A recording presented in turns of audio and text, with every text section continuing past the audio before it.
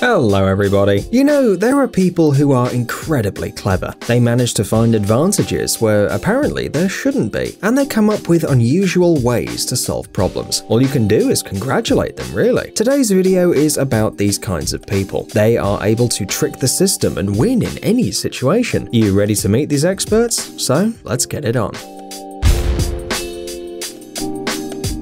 An absolutely transparent box of thick glass, located in the center of the room of a Japanese museum, a 12.5 kilo pure gold ingot inside, a small hole through which only one hand can pass to obtain this ingot. It is almost impossible to think of a more valuable trophy. No wonder many people try to take it out every day, but hardly anyone succeeds, and nothing can be done. The gold is too heavy to be lifted with one hand, and the hole is positioned in such a way that it's even more difficult for the precious metal hunters. Add to this the fact that the ingot is slippery enough to be easily held between the fingers, but there are people who've passed this test. They literally did the impossible, and they took the ingot out of the box. It seems that the hands of the brave Japanese had a hard time, but they can do anything for the prize.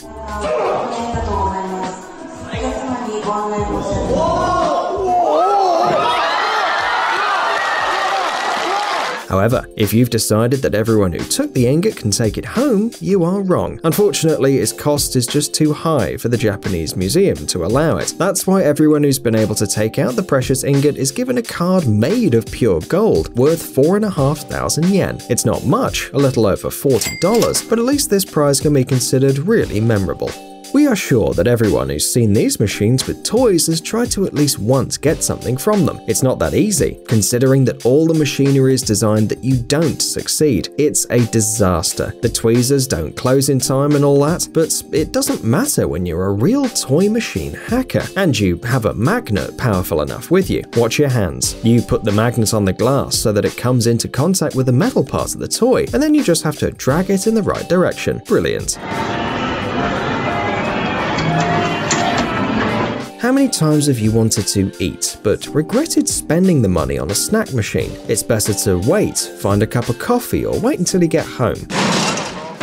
This guy seems to have had a similar problem on a regular basis, so he came up with an elegant, but surely not very legitimate way to trick the system.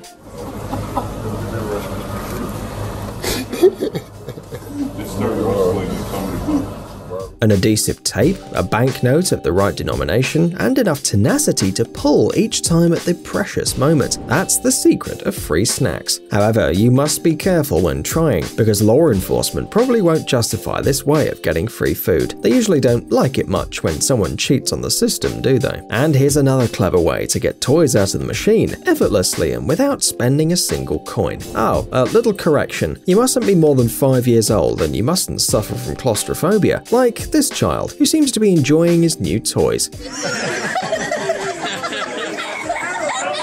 don't care! Damn toys! And besides, parents rejoice no less than the child. Well, they'll probably like the idea that the child can break the system at such an early age.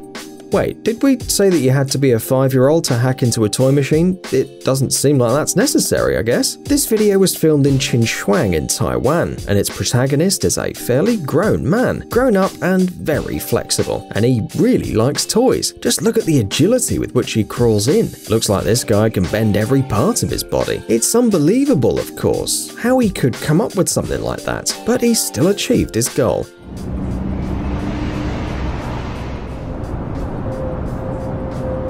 But we don't recommend that you try to repeat something like that. Imagine how unpleasant it would be to get trapped inside one of these machines.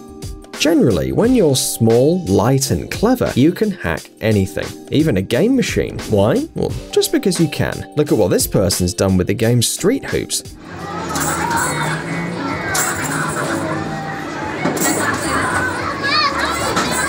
It seems like no one has ever thought of doing something like that before. You know, because the purpose of this machine is to throw the balls into the basket and earn points, and if you don't throw them, it's cheating. However, the child is clearly not interested in such subtleties, because he found a big gap in the system and uses it in its entirety.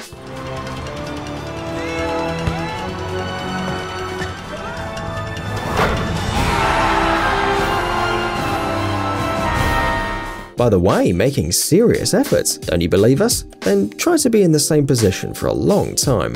Let's be honest, this gamer not only broke the system, but came up with an incredibly cool life hack of how to make the scope in computer games really useful, even on a smartphone, and even when there's no scope at all. However, we're not quite sure that this magnifier can work without splitting the image into separate pixels, but hey, this guy's definitely capable of hitting the mark.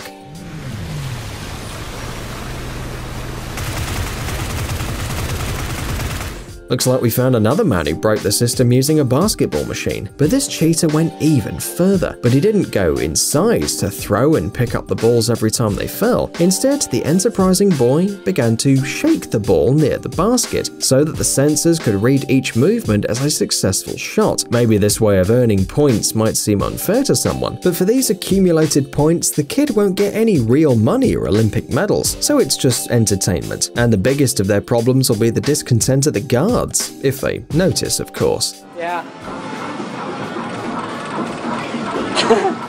Go, Bray, go! Keep going, keep going! Keep going, Brad! Make the 200 mark!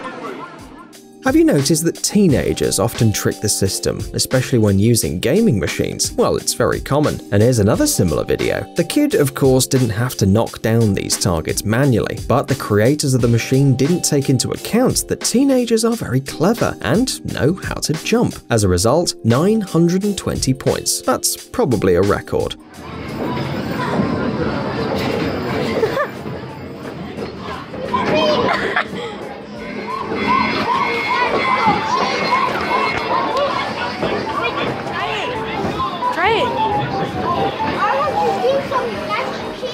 And some people are so cool that they cheat the system more than once.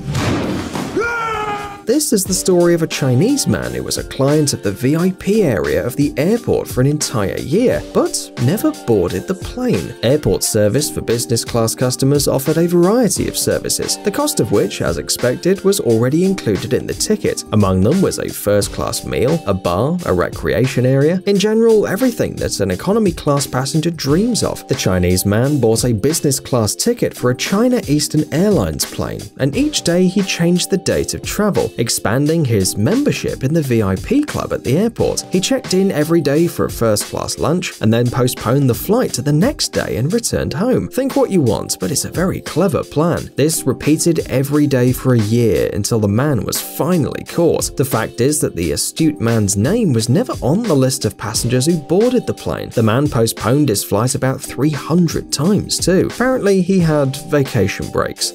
We found another good way to break the system in New York. A resident asked a local bank for a $5,000 loan, but only for 2 weeks. The man offered his sports car, a $250,000 Ferrari, as collateral for the loan. 2 weeks later, he returned the money to the bank, along with interest, $15.41, and he took his car back, of course. When the bank employee asked him what the meaning of his actions were, the man replied that it was simply impossible to find a parking lot for 2 weeks for such a car in New York City for $15. The man discovered this convenient way to leave his car without worrying. In our opinion, it's just a simply brilliant method.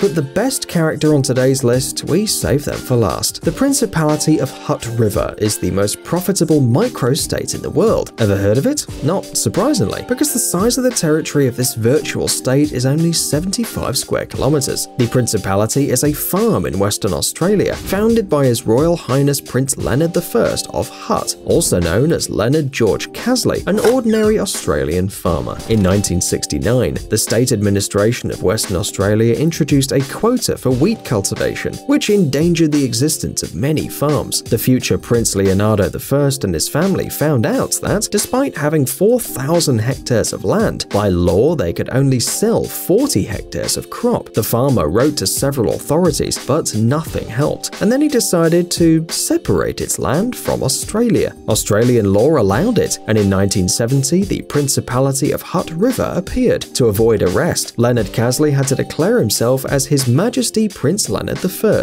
As his main argument, he presented an old law on the immunity of monarchs, which had not been repealed since 1495. Of course, the authorities tried to annoy the small state. The post office didn't deliver letters, all goods were subject to tax, but the monarch was inflexible, and in 1977, he declared war on Australia. He didn't even have an army. However, the military conflict quickly calmed down. Today, the principality has its own constitution and currency. Stamps are issued, driving licenses and plates are issued and withdrawn, and there's a newspaper and legal persons are registered. In February 2017, at the age of 91, and after 45 years of reign, Castley abdicated in favor of his youngest son, Prince Graham. He now leads Hutt River.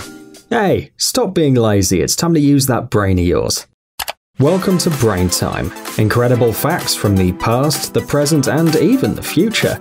The power of nature and wild animals, amazing facts and unsolved mysteries. You'll find all this and much more here. Subscribe now, you won't regret it.